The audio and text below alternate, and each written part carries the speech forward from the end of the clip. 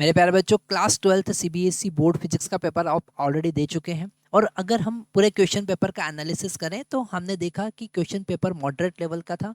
Maximum questions जो आए हुए थे वो उसी कॉन्सेप्ट पर आए थे जो सैम्पल पेपर में ऑलरेडी सीबीएसई ने दिए थे। नेक्स्ट पेपर की प्रिपरेशन आप कर रहे होंगे जो कि केमिस्ट्री का है और 28 फेब को है। इस सैटरडे को केमिस्ट्री का पेपर देने के बाद डेफिनेटली आपको मैथमेटिक्स के लिए सोचना पड़ेगा, और मैथमेटिक्स का जो पेपर है वो 9 मार्च को है। और उस पेपर की अच्छे से प्रिपरेशन करने के लिए हम आपके लिए लेकर आए हैं जो सैम्पल पेपर सीबीएसई ने मैथमेटिक्स के लिए दिया था उसका कंप्लीट सॉल्यूशन, कंप्लीट एनालिसिस। इस टाइप के अगर आप 2-3 क्वेश्चन सैम्पल पेपर सॉल्व कर लेते हैं तो हमारा 80 to 90% प्रिपरेशन वहाँ से हो जाता है, क्योंकि वहाँ पर कंप्लीट एक सॉलिड रिवीजन हमको मिलता है। तो यहाँ पर सबसे पहले हम जो सेक्शन इंस्ट्रक्शन है वो हम देखते हैं।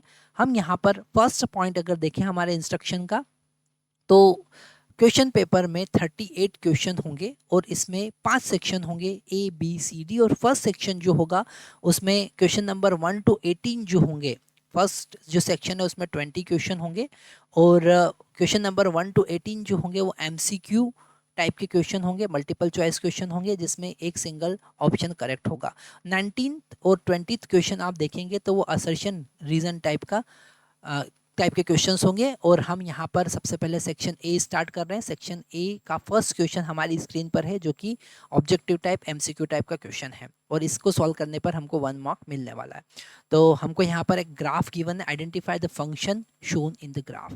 तो यहाँ पर हमारे पास में ग्राफ गिवन है, और वाई एक्सिस की अगर हम बात करें तो यहाँ पर वाई एक्सिस में जो रेंज हमको गिवन है, ठीक है, इस फंक्शन का अगर हम रेंज की बात करें तो यहाँ पर जो रेंज गिवन है वो y का जो वैल्यू है वो -π/2 से π/2 तक के बीच में गिवन है। मतलब कि डेफिनेटली ये साइन इनवर्स में से एक, यहाँ पर हमारे पास ऑप्शन में भी साइन इनवर्स है, या तो sine inverse x, sine inverse 2x, sine inverse x/2 या 2 साइन इनवर्स x।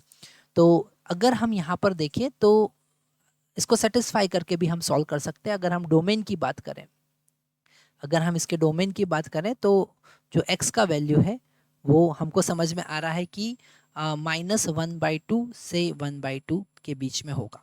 ओके, तो यहाँ पर अगर हम x का वैल्यू इस किसी फंक्शन में, जैसे अगर हम b वाला ऑप्शन देखें कि साइन इनवर्स 2x, ओके, अगर हम साइन इनवर्स a ऑप्शन देखेंगे तो वो वैलिड नहीं होगा, क्योंकि जब आप 1/2 रखते हैं x का वैल्यू तो यहाँ पर π/2 आपको नहीं मिलेगा, वहाँ पर आपको π/6 मिलेगा। ओके, तो ए ऑप्शन हमारा बिल्कुल रॉन्ग ऑप्शन है, ए बिल्कुल रॉन्ग ऑप्शन है। डेफिनेटली बी जो होगा हमारा करेक्ट ऑप्शन होगा, क्योंकि जब x का वैल्यू आप यहाँ पर 1/2 पुट करेंगे, है ना, जब आपके गिवन फंक्शन में यहाँ पर x का वैल्यू आप 1/2 पुट करेंगे तो यहाँ पर हमको मिलने वाला है साइन इनवर्स 1। ठीक है, क्या मिलेगा? साइन इनवर्स 1, और साइन इनवर्स 1 का वैल्यू होता है π/2। Okay, same as it is sine inverse -1 का वैल्यू जब आप -1/2 पुट करेंगे तो आपके पास में वैल्यू मिलेगा -π/2। तो आप यहाँ पर सेकंड फंक्शन जो है, सेकंड बी ऑप्शन जो है वो करेक्ट ऑप्शन आपका होगा, है ना। तो आप इस टाइप के मल्टीपल चॉइस क्वेश्चन को सॉल्व करने के लिए ऑप्शन का भी यूज़ कर सकते हैं। Thank you very much.